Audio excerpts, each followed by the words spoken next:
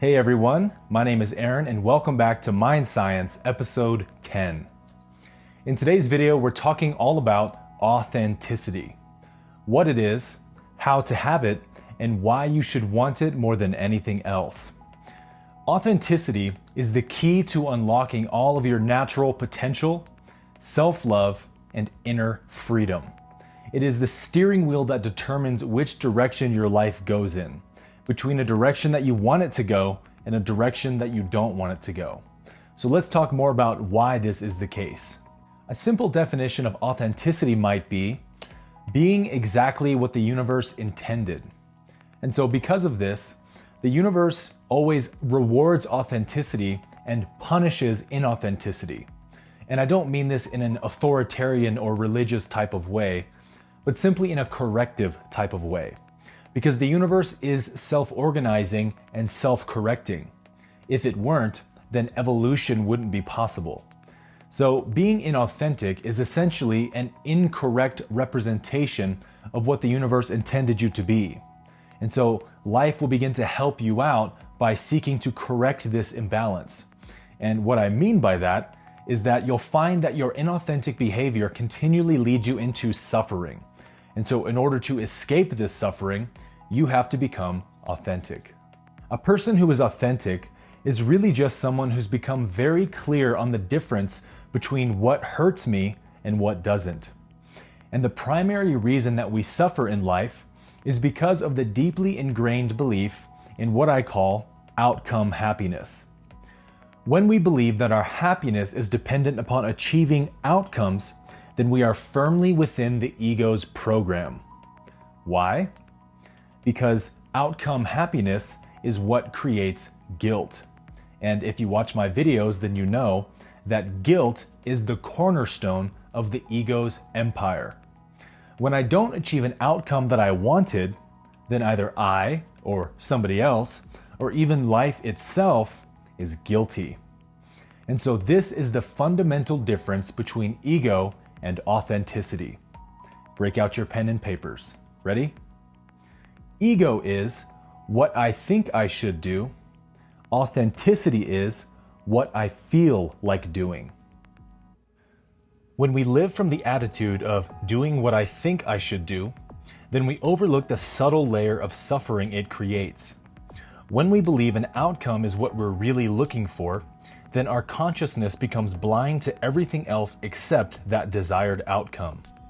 In our mind, the outcome is pedestalized and given the utmost importance, and so anything which would get in the way of it is disregarded. Our feelings are disregarded, the way that our actions affect others is disregarded, and we behave in ways that don't make us proud of who we are. On a subconscious level, we become uncomfortable with ourselves. So living from outcome-based happiness and doing what I think I should do creates internal conflict. And internal conflict is suffering. So an inauthentic person is simply somebody who isn't comfortable being themselves, because there are countless layers of guilt about who they are embedded deep within their subconscious mind. And so this is the shift that happens to anyone who becomes authentic. Outcome happiness had always been on the pedestal, but through the suffering that it creates, consciousness slowly begins to wake up to the fact that living in this way just creates a shitload of internal conflict. Because when has an outcome ever provided lasting happiness? Never. But when we don't achieve the outcomes that we want, then we suffer greatly. And so most people never step off of this hamster wheel of outcome happiness in their entire life. So at some point, we begin to realize that outcome happiness is not actually what we're looking for. What we're actually looking for is simply the end of internal conflict. What we all want more than anything else is peace of mind. And once our primary desire becomes ending internal conflict, then something bright and beautiful begins to emerge. You guessed it, authenticity. It is impossible to be authentic by trying to be. Why? Because authenticity is essentially integrity, and integrity is the byproduct of seeing where true value lies. When a person believes that there is value in chasing outcomes, then they will lie, cheat, steal, wear a mask, put up a front, take advantage of others, and whatever else it takes to get the outcome they want. But when ending internal conflict becomes the most important thing, then you naturally begin to refuse to compromise your integrity any longer. Because you know that every time you betray yourself, it hurts. You don't like the person that you are, and this puts you at war with yourself. So of your own accord, you simply start doing whatever you feel is the right thing to do in each moment. You treat everyone with kindness, you tell the truth, and you see the value in living harmoniously with the world around you. And this is why righteousness can never be attained through religious guilt or obligation. Because if you're doing what you think you should do, then you're placing yourself back in the ego's program. But when you simply do what you feel like doing, then you always do the right thing because you always want to feel peace instead of suffering. And once you see that peace of mind is the natural result of honoring your integrity, then authenticity becomes effortless. When we live from the place of doing what I think I should do, then we're always living in the past or future. Everything hinges upon the outcome we think we want, and so we either look to our memories to remember how we achieved outcomes in the past, or we start analyzing what actions I can take that's most likely to achieve my desired outcome in the future. And so all of our thinking becomes past or future based. And this is, of course, the ego's program. But when I only do what I feel like doing, then I am always connected with the present moment.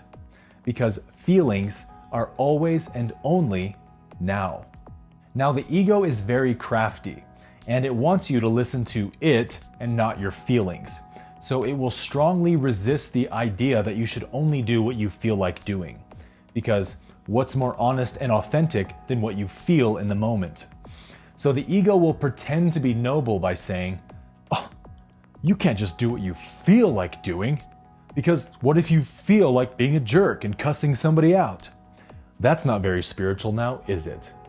But doing what I feel like doing means that I always take whatever action I feel will resolve my internal conflict. Why? Because obviously, we would always prefer to have peace of mind than suffering. And our feelings are literally the barometer of where there is internal conflict inside of us. And so at the core of who we are, what we always truly want is to be at peace.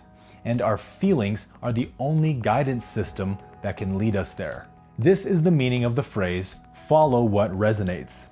Because being at peace always resonates. And anger doesn't resonate with peace. So in a moment of anger, when the ego would suggest that I go cuss this person out or gossip about them, then instead of being reactionary, I take a moment to pause and check in with how I'm feeling about this thought. And when I do that, I quickly realize that the problem isn't actually what the person said or did, but what my mind has to say about it. The problem is in my thinking, and this negative emotion I'm feeling is trying to clue me in on that.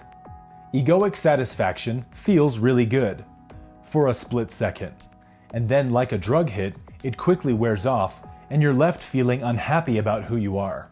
You're left with a feeling of guilt. So whenever you think about doing something that elicits a negative emotion, like anger or bitterness or jealousy, that emotion is trying to let you know that doing this thing is going to remove your peace of mind. And once you know that this is actually what your emotions are saying, then following your integrity becomes natural and easy. You're not even doing some great and noble thing by turning the other cheek. No, you're just doing what you really, truly want. I'll give you a personal example of this. When I began making this switch from thinking to feeling, I had been working at Google for about a year or so as a corporate personal trainer. And at that time, I was working 11-hour days because my boss needed a coach to cover the 8 a.m. and 6 p.m. outdoor group classes, And because I thought I needed to impress my boss, I went ahead and volunteered to coach both of them. And doing this worked me into an absolute burnout. I had no energy to give my clients, I dreaded going to work every morning, and I had no ability to be present at work because all I wanted to do was go home and sleep. So at some point, I realized that me dreading going to work every day wasn't because I didn't like my job. I loved my job. It was simply because I was doing something I didn't want to do. My feelings were showing me that what I really wanted was to bring the best version of myself to work every day. But because I was completely burnt out, I couldn't. And so this was creating internal conflict. So at the risk of upsetting my boss, I decided to be authentic about how I was feeling. So I said, look, I'm really sorry, but we're gonna have to find somebody to replace me at the 6 p.m. class because I'm just working way too many hours every day and it's causing me to burn out. And my boss was understanding and she said, okay, well, you need to work on finding a replacement then. And so within a few months' time, I found another coach who was willing to take my spot, and all of a sudden, I was working 6 to 7 hour days. And within a matter of weeks, my energy at work had completely shifted. I woke up looking forward to going to work again. I was able to be completely present with my clients, and my coaching became significantly better. All because I stopped doing what I thought was right and started doing what I felt was right. Your feelings are your intuition, and intuition is the highest source of wisdom you have access to. So it's impossible to become authentic if you haven't learned how to follow your intuition yet. And it is a practice and a process, so you have to have patience with yourself. But authenticity is a very sharp and finely tuned state of consciousness, because it's simply the result of your internal radar becoming very sensitive to where you are creating suffering. Every little lie, every word of gossip, every lack of effort, every selfish comment, and anything that is out of alignment with your true nature creates a small undercurrent of suffering. And just like having a TV on with white noise in your room, most people have become so used to it that they don't even recognize that it's there anymore. But once somebody turns the TV station off, you become shocked at just how delicious the silence really is. You had forgotten what it was like to truly be at peace with yourself. And this is why we all naturally love authenticity. When you become authentic, you act as a lighthouse for others to see and to remember what freedom looks like. When someone is being inauthentic, it's because they're afraid to be who they are, so they try to be somebody else instead. This is what we call being fake. The universe created you to be you, not someone else. You are a unique creation of divine intelligence. You are a celebration of God's imagination. There has never been anyone like you, and there never will be again. So it is impossible to be happy if you are living inauthentically. Your feelings are simply a barometer for how accurate your perception is in any moment. When you see yourself in a way that the source does not see you, you feel a negative emotion. When you see yourself in a way that the source does see you, you feel a positive emotion.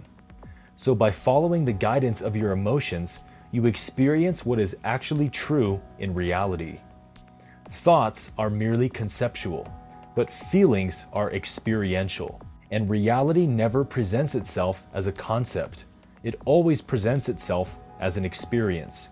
Concepts are the realm of shoulds and shouldn'ts, but experience is the realm of feeling. So authenticity is a state of inner alignment with reality. When you follow your intuition, you step out of the dualistic worldview of shoulds and shouldn'ts, rights and wrongs, and you step into the effortless flow of the present moment. You become at one with life. And this is what the poet Rumi meant when he wrote, "Out beyond ideas of right doing and wrongdoing, there is a field, I'll meet you there.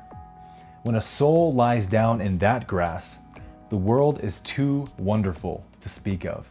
So when you grow tired of chasing after the wind of outcome happiness, and you long for something more than just the momentary, then you find the key to discovering who you really are.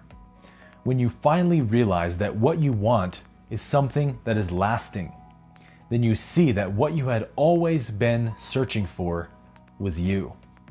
Your true, natural, authentic self. A self not at war, but at peace. When you find your authenticity, then you fall in love with yourself for the very first time. Because you see just how pure, perfect, and sacred you really are. You never actually wanted any of those other things to begin with. It was only a dream. All you've ever actually wanted is peace. And once peace finally becomes your highest desire, it is yours. And so here is the only step you need to take to find the freedom that you seek. Recognize that authenticity extends the hand of freedom to you in every moment. And to take its hand is just to do this one simple thing. Think less. Feel more.